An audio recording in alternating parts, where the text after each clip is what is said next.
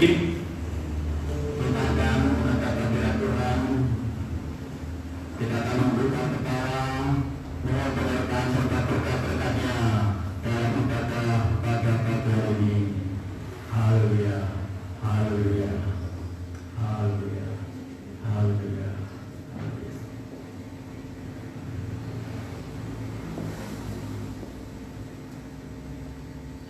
Bahwa pertolongan kita datangnya dari Tuhan yang menciptakan langit dan bumi dan yang memelihara dengan penuh kesetiaan dan tidak pernah meninggalkan kesejahteraannya.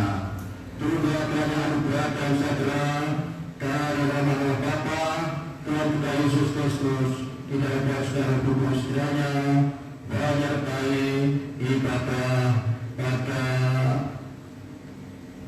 peringatan kenaikan Isa Masih pada pada ini. Haleluya, amin. Salam berkat sekalian.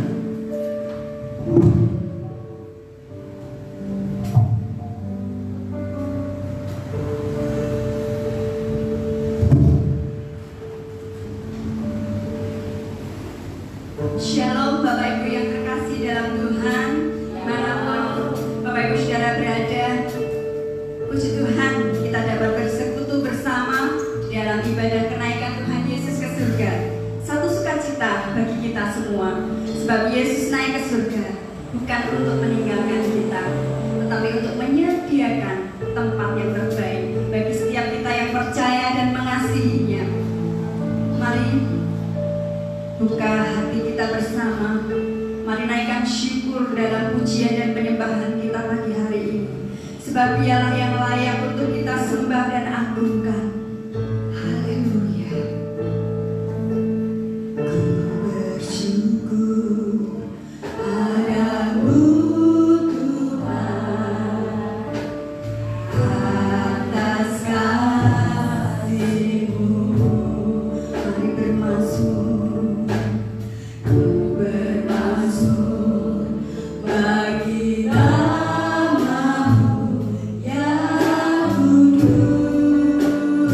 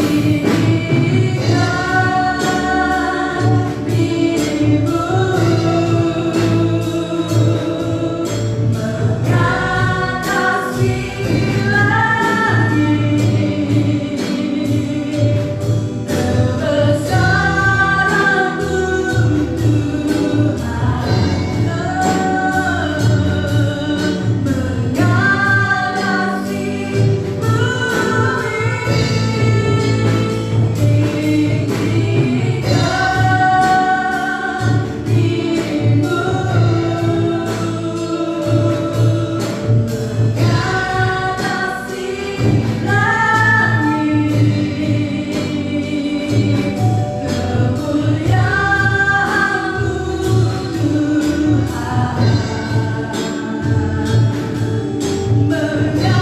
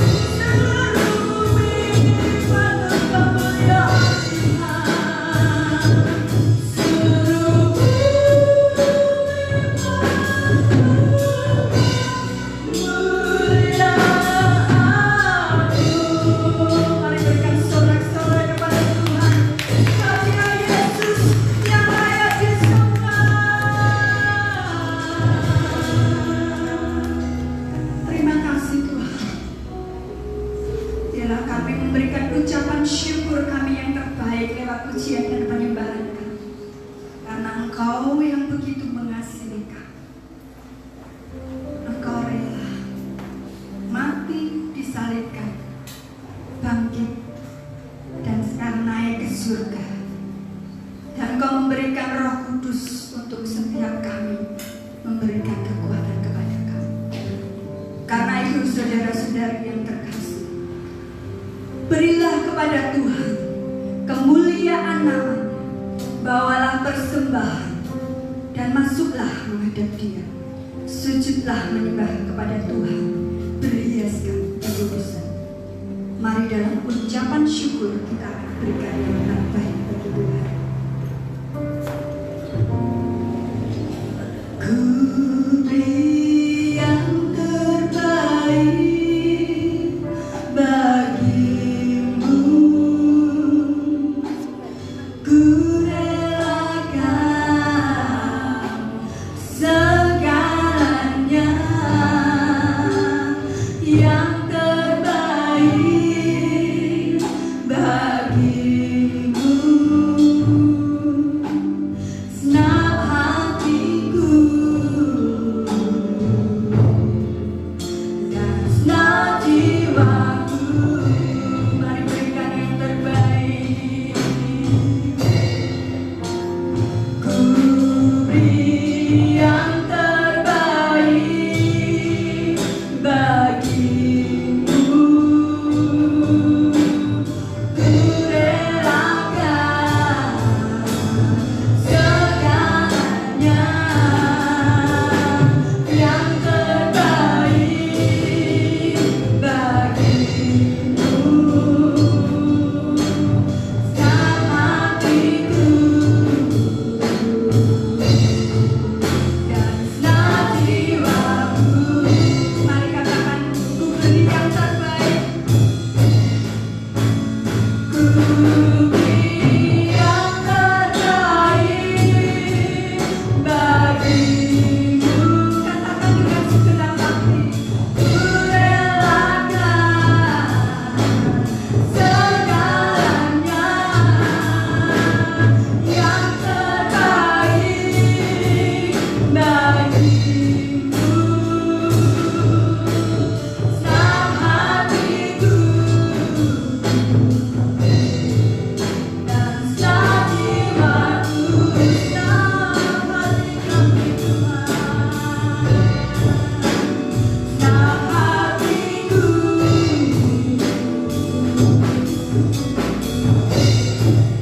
dan senang jiwaku.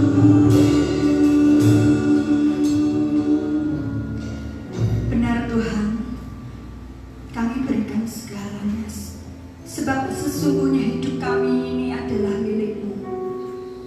Kini kami berserah penuh kepada Tuhan, sebab Tuhanlah yang berdaulat atas seluruh hidup kami. Kami mau masuk lebih lagi di dalam hadirat-Mu, menikmati firman sebagai sumber kekuatan hidup kami. Biar hanya Yesus saja yang kami puja, kami sembah, agungkan. Haleluya. Yesus kami puja, kami sembah sebagai Raja.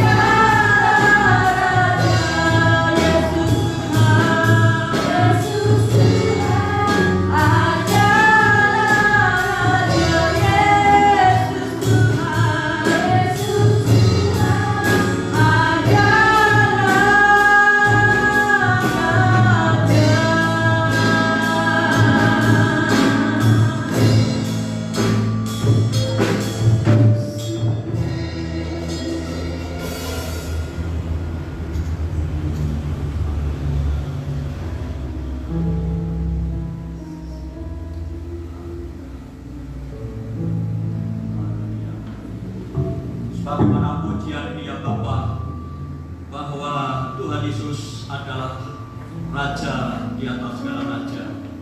Tidak ada nama yang lain yang lebih mulia, yang lebih indah, yang lebih agung, yang lebih tinggi, kecuali hanya nama Yesus Kristus, Raja di atas segala raja, Tuhan di atas segala Tuhan. Semua tidak akan mengaku, semua lutut akan bertelut bahwa Engkau adalah Tuhan dan Raja. Oleh karena itu Tuhan, pada pagi hari ini kami bersyukur kepadamu kalau saat ini kami bersama-sama boleh menikmati hadirat-Mu, menikmati sukacita yang telah Tuhan berikan kepada kami. Sebab hari ini kami boleh bersama-sama memperingati akan hari kenaikan Tuhan Yesus ke surga. Ini membuktikan bahwa klimaks daripada pelayanan Tuhan Yesus di bumi ini telah selesai. Namun sesungguhnya pekerjaan Tuhan belum selesai sampai akhir zaman kedatangan yang kedua kali. Pada saatnya Tuhan, kami bersama-sama akan menukar kebenaran daripada firman-Mu yang memberikan sukacita kepada kami untuk kami terus ya Tuhan bersyukur padamu karena Tuhan Yesus sudah menang dan Tuhan Yesus telah naik ke surga. Terima kasih Bapak. Jika marifat-Mu Hamba-Mu untuk dapat menyampaikan pesan daripada firman pada pagi hari ini, supaya semua yang hadir, baik yang ada di gereja maupun yang beribadah di rumah masing-masing, bersama-sama dapat menikmati kebenaran firman-Mu. Hanya dalam nama Tuhan Yesus kami sudah berdoa dan mengucapkan syukur. Haleluya. Amin. Puji nama Tuhan, Bapak-bapak, Ibu-ibu yang kasih dalam Tuhan Yesus Kristus. Kalau pada pagi hari ini kita semua dapat bersukacita. Amin. Ya, karena hari ini kita semua memperingati akan kenaikan Tuhan Yesus Kristus. Ya.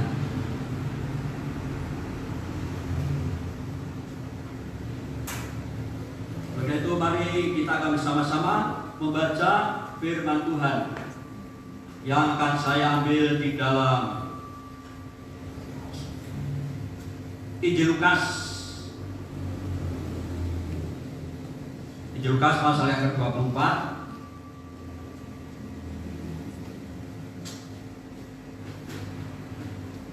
Lukas pasal 24 ayat yang 50 sampai ayat yang ke 53. Yang demikian bunyi firman Tuhan. Judul kenaikan Yesus. Lalu Yesus membawa mereka ke luar kota sampai dekat Betania. Di situ ia mengangkat tangannya dan memberkati mereka.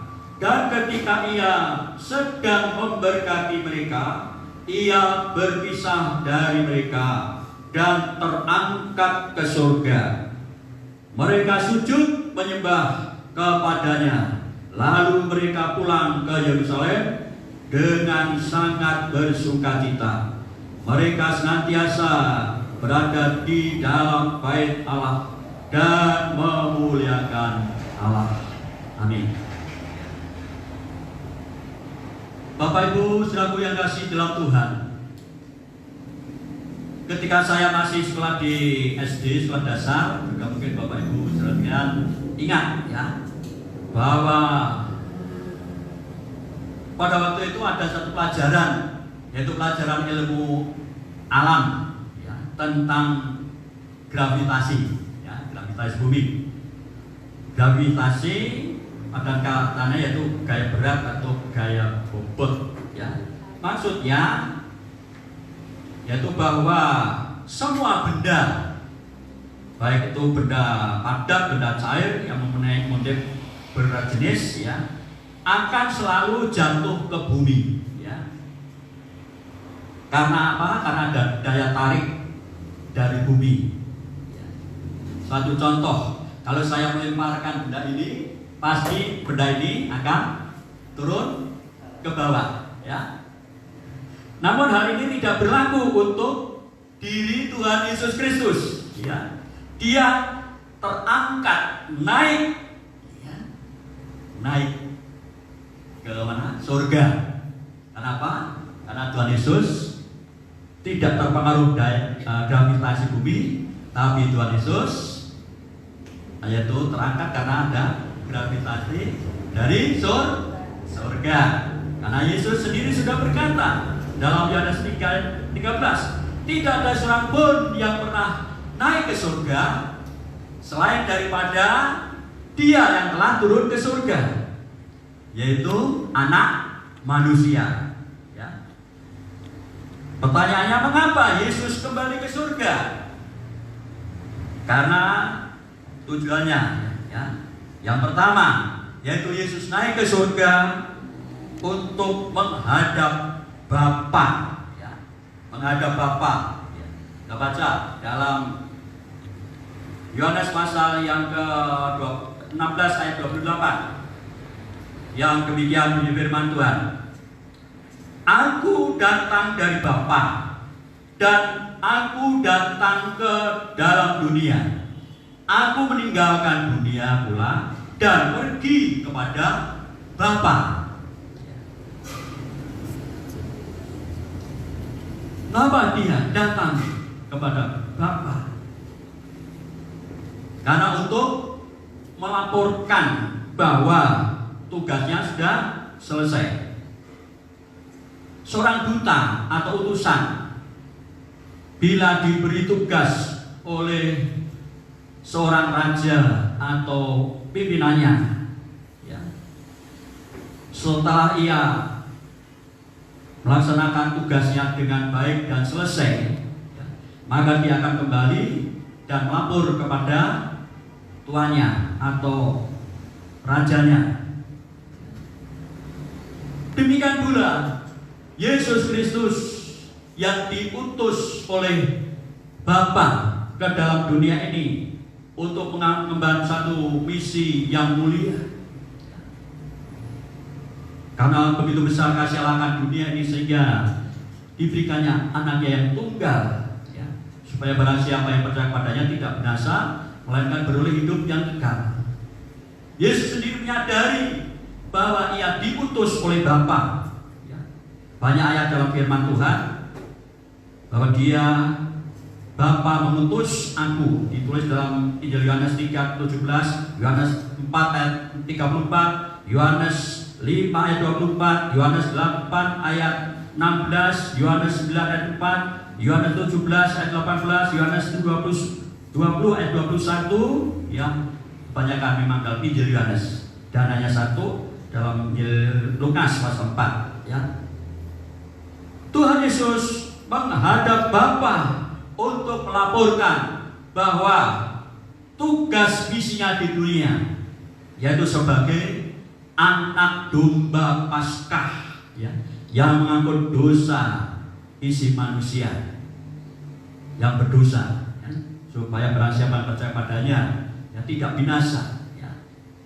Artinya kalau mereka bertobat percaya pada Tuhan Yesus Kristus akan selamat. Tugasnya sudah selesai, ya. Itu yang pertama, ya. Dia naik ke surga. Selanjutnya dia naik ke surga juga untuk menerima kehormatan kembali, yaitu duduk di sebelah kanan Allah Bapa, ya. Duduk di sebelah kanan Allah Bapa. Kita baca dalam Ibrani pasal 1 ayat 1 sampai yang ke-4. Setelah pada zaman dahulu Allah berulang kali dan dalam berbagai cara berbicara kepada nenek moyang kita dengan perantaraan nabi-nabi, maka pada zaman akhir ini Ia telah berbicara kepada kita dengan perantara anaknya yang telah Ia tetapkan sebagai yang berhak menerima segala yang ada. Oleh Dia Allah telah menjadikan alam semesta, Ia adalah cahaya kemuliaan Allah dan gambar wujud Allah, dan menopang segala yang ada dengan firman-Nya yang penuh dengan kekuasaan. Dan setelah ia selesai mengadakan penyucian dosa, ya, sebagai domba Paskah, ia duduk di sebelah kanan yang maha tinggi, di tempat yang tinggi, jauh lebih tinggi daripada malaikat-malaikat, sama seperti nama yang dikaruniakan padanya jauh lebih indah daripada nama mereka. Jadi Tuhan Yesus menerima kembali kedudukan yang mulia di sebelah kanan Bapa di surga. Apa artinya bagi kita? Artinya dia sebagai pembela bagi kita, ya. Roma pasal 8 ayat 34. Bapak Ibu dapat membaca di sana, ya. Dia menjadi pembela di hadapan Bapa, ya. Bila masih menuduh si setan, yaitu menuduh kita ini orang berdosa, ya. Namun kita telah ditebus oleh darah Yesus, ya. Kemudian dia juga sebagai imam besar, dia menjadi pengantara kita dengan Bapa, ya, di dalam kemah suci di surga, ya. Hal itu ditulis dalam Ibrani pasal yang ke-8 ayat 1 sampai ayat yang ke-6. Kita baca ayat yang 1 saja, pasal 8 ayat 1, yang demikian bunyi firman Tuhan.